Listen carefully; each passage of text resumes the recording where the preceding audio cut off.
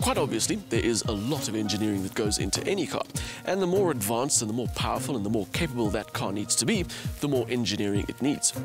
And when you analyze it, even though the results may be fantastic pieces of technology, they are unbelievably expensive. I'm not talking about price, I'm talking about the value.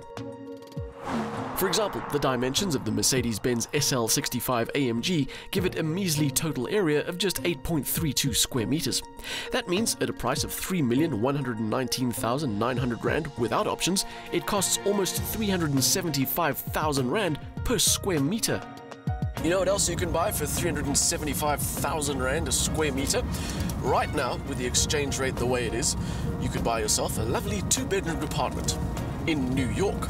And that apartment will certainly keep its value better than an SL65. Well, assuming there's no President Trump in the future. The big Merc almost certainly won't keep its value in the same way, but that said, you can't take your apartment out for a long drive from Joburg to Mpumalanga, which means people won't see your apartment either, and so won't stare and comment and generally be pleased to be around it. The funny thing is, you wouldn't say the SL65 is a great-looking car. It's a bit big and heavy set. And even this over-the-top, top-of-the-range version with its matte paint job and its chrome wheels and its extra carbon bits isn't amazing. But the amazing thing is that it has something. One of those the whole is greater than the sum of its parts things. It absolutely deserves the attention it gets because it has a quiet, almost stately aggression to it, and it has an ability to draw you in without really having anything specific to which you can point and say, wow. Or maybe I'm missing the point of the styling. Which wouldn't really be surprising because I don't get the point of this car. When you see the V12 bi-turbo badges and you hear the exhaust noise that it makes, it's pretty obvious it's designed to be a powerful GT car for driving thrills with the top down. But when you start to scratch the surface, it really isn't all that convincing. Don't get me wrong, the 6-litre V12 twin-turbo is phenomenally powerful, epically strong. With 463 kilowatts and 1,000 Newton-meters, it outmuscles the likes of the Lamborghini Huracan, and with a 0 to 100 time of 4 seconds dead, it'll outdrag almost every other car you're likely to come across. And in a straight line, it feels amazing.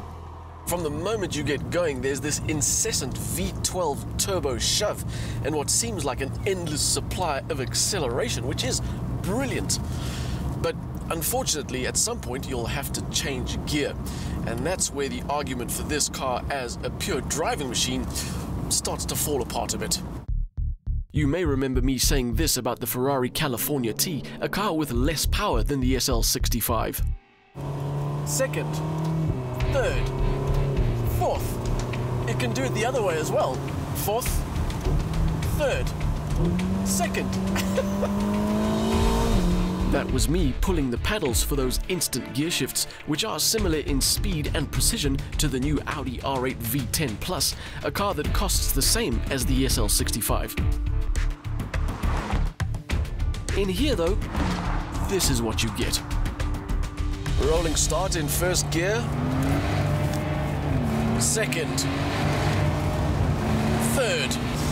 And it really doesn't help if you let the car do it itself. The only solution is to short shift, which kind of defeats the purpose. And really, for the amount of money you pay and the amount of power this car has, the 7-speed automatic gearbox really should be a lot better. Why give it all that power if it's just going to be undone by a gearbox that can't keep up?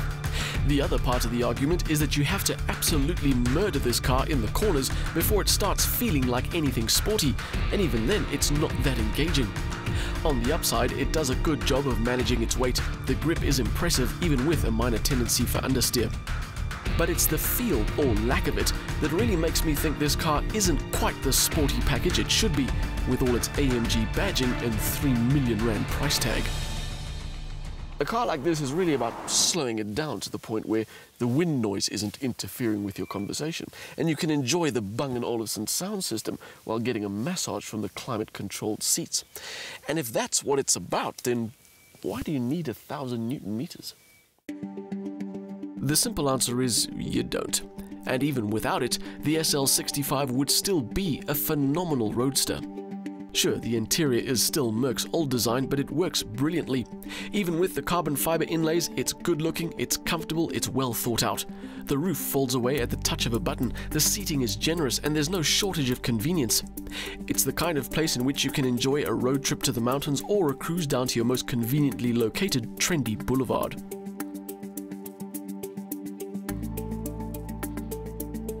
The V12 power is intoxicating.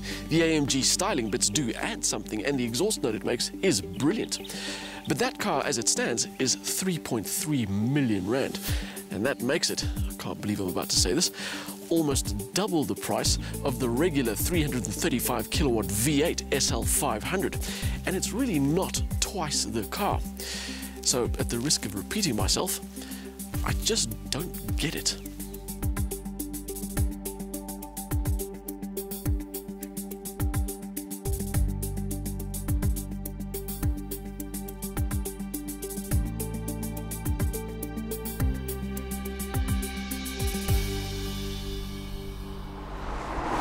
Atomic power from the twin-turbo 6-litre V12 means the SL65 has incredible acceleration and speed, and what feels like an endless supply of both. There's no doubt it is a superb cruiser with great road manners and a comfortable drive, but when driving it enthusiastically, the gearbox can't match the rest of the performance package, and there's no real involvement to speak of.